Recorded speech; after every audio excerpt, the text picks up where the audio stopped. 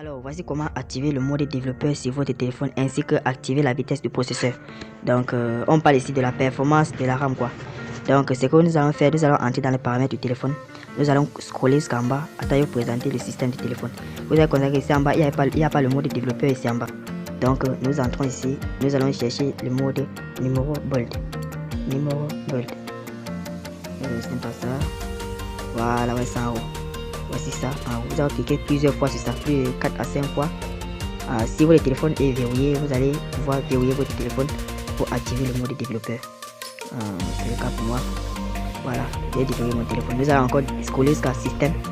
Nous allons constater qu'il y a le mode développeur qui est sorti ici en bas, juste ici en bas. Nous allons entrer. Nous allons scroller jusqu'à chercher échelle x1.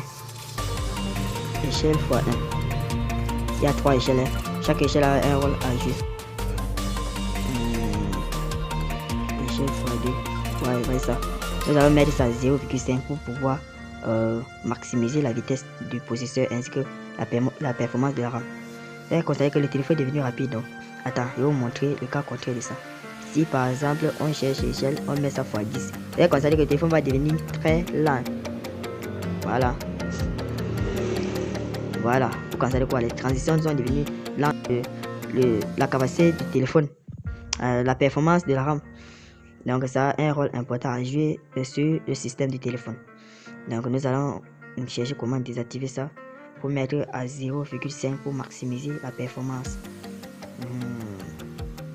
Pour même entrer maintenant sans les problèmes. Le téléphone est devenu très lent. Tiens à vous préciser que le mode développeur joue plusieurs rôles sur le téléphone. Même si votre téléphone se décharge vite, il y a une option que je vais vous présenter sur une prochaine vidéo. Que lorsque tu actives cette fonctionnalité, ça permet de faire résister votre batterie. Donc ça permet de réduire la consommation de la batterie en fait. Donc cette fonctionnalité aussi est aussi plus utilisée pour les téléphones qui ont peut-être 3000 mAh de batterie en montant. Donc la capacité d'utilisation de la batterie est faible.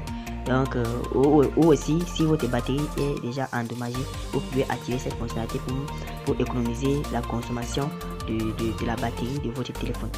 Donc et aussi il y a aussi une fonctionnalité que lorsque tu actives cette fonctionnalité, tu peux connecter ton téléphone avec n'importe quel ordinateur et même d'autres téléphones.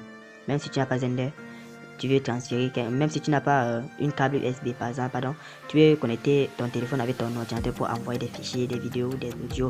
Tu peux facilement activer le mode transfert sans câble USB.